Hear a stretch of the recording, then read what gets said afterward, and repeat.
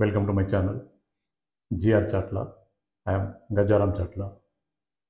కౌమారామృత శతకంలోని కౌమారుల రుగ్మతలు, వాటి పరిష్కార మార్గాల గురించి మనం కవితల్ని చదువుతున్నాము. తర్వాతి కవిత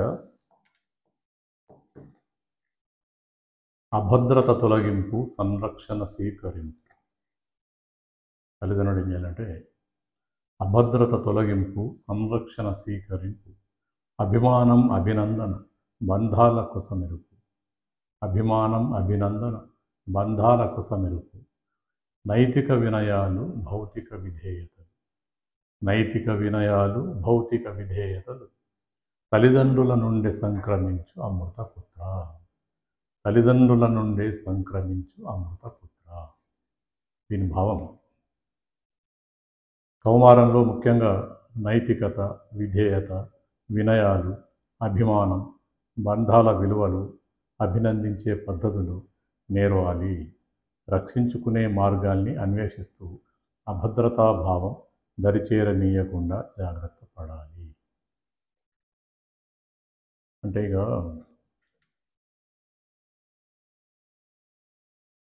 కౌమార దశ ముగింపు దశకొచ్చి యవ్వన దశ అంటే నిజమైన జీవితం ప్రారంభించే సమయం ఆసన్నమవుతున్న కొద్దీ చాలా జాగ్రత్తగా కౌమారులు ఉండేటట్లుగా తల్లిదండ్రులు శ్రద్ధ తీసుకోవాలి.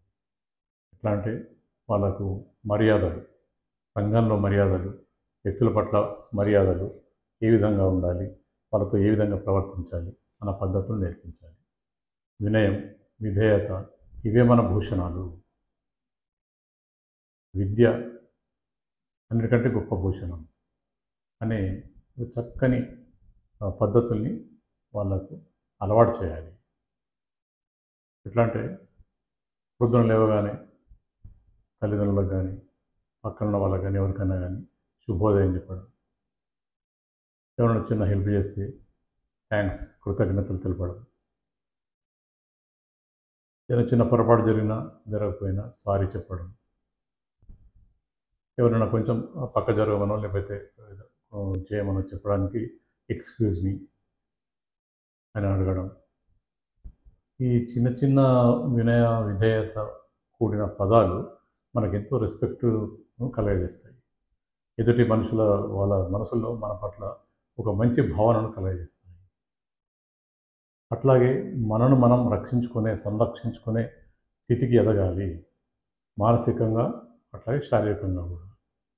అభద్రతా భావం దగ్గర రానియకూడదు. అభద్రతా భావం స్వీకరిస్తే నీకు రక్షణ ఉండదు, విలువ కూడా ఉండదు. కాబట్టి ఈ వినయ విధేయతల్ని, సంరక్షణను పాటిస్తూ ఈ కౌమారుడు ముందుకెళ్ళేటట్లుగా చూడాల్సిన బాధ్యత తల్లిదండ్రులది. వాటిని ఆచరించాల్సిన బాధ్యత కౌమారుడిది. తర్వాత పద్యం. సాంకేతిక పరిజ్ఞానం సమతుల్యంగా ఉండేలా. సాంకేతిక పరిజ్ఞానం సమతుల్యంగా ఉండేలా గాడ్జెస్కో సమయాన్ని సమకూర్చాలి. గాడ్జెస్కో సమయాన్ని సమకూర్చాలి. అడ్డమైన జిమ్మిక్కులు అడ్డుకునేటట్లుగా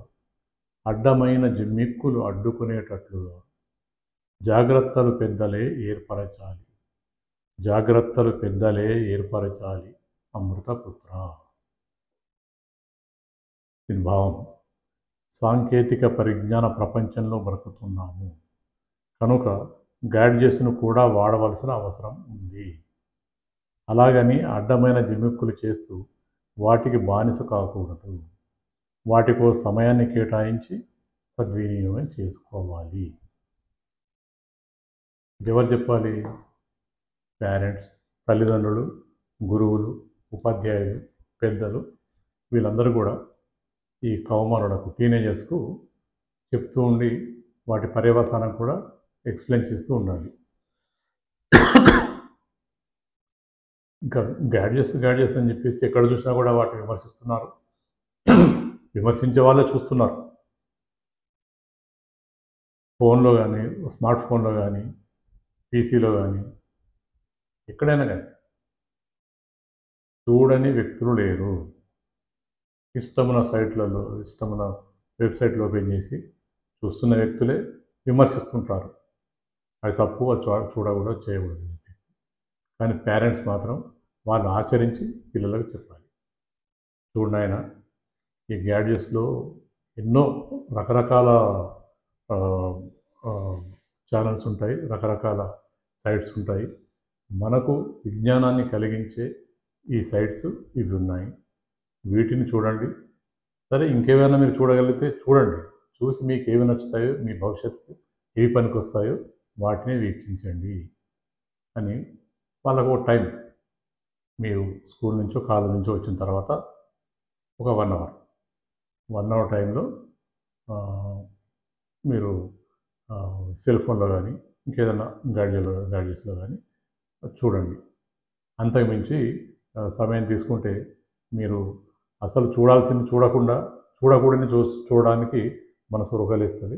కాబట్టి ఎక్కువ సమయం కేటాయించకుండా కొద్ది సమయాన్నే తీసుకొని ఆ సమయాన్ని సద్వినియోగం చేసుకోండి. ఎందుకంటే గ్యాడ్జెట్స్ అనేటివి అవి మనకు శత్రువులు కాదు, అవి దుర్మార్గాలు కావు. మన విజ్ఞానాన్ని ఇచ్చే సాధనాలు. అట్లాగే చెడగొట్టే సాధనం కూడా అది. అందుకని చెప్పేసి ప్రతి మాటలో, ప్రతి కథలో, ప్రతి దాంట్లో మంచి ఉంటుంది, చెడు ఉంటుంది. అందులోంచి మంచి తీసుకోవాలి కానీ చెడు తీసుకోకూడదు కదా. ఇప్పుడు మహాభారతం ఉంది, భగవద్గీత ఉంది, రామాయణం ఉంది. అందులో ఉన్నారు. రామాయణం ఉంది. రావణాసురుడు మహాభక్తుడు, శివుడిని మెప్పించిన గొప్ప భక్తుడు, ఎంతో బలవంతుడు. అట్లాగని చెప్పేసి ఆయనను తీసుకోం కదా ఎగ్జాంపుల్గా. ఆయన ఫాలో చేయం కదా. ఎవరిని ఫాలో చేస్తాం? శ్రీరామచంద్రుడిని. అష్ట కష్టాల పాలైన రామచంద్రుడిని మనం అనుసరించాలి, రావణుని కాదు. అట్లాగే మహాభారతానికి వస్తే కౌరవులు, దుర్యోధనుడు, కర్ణుడు, వీళ్ళందరూ కూడా ఎంతో బలమైన బలశాలుడు, గొప్ప ఆత్మాభిమానం ఉన్న వ్యక్తులు, రాజులు, మహారాజులు. అయినా వాళ్ళని మనం ఎగ్జాంపుల్గా తీసుకోం కదా, వాళ్ళని అనుసరించాం కదా, వాళ్ళ పేరు పెట్టుకోం కదా. పెడతామా? ఎవరన్నా తన కొడుకో, ఇంకెవరికో, తన దగ్గర వాళ్ళకు దుర్యోధనుడు, నా కొడుకు పేరు సుయోధనుడు, నా మనవడి పేరు దుర్యోధనుడు పెట్టుకుంటామా? పెట్టుకోము కదా. ఎవరిని అనుసరిస్తాం దాంట్లో?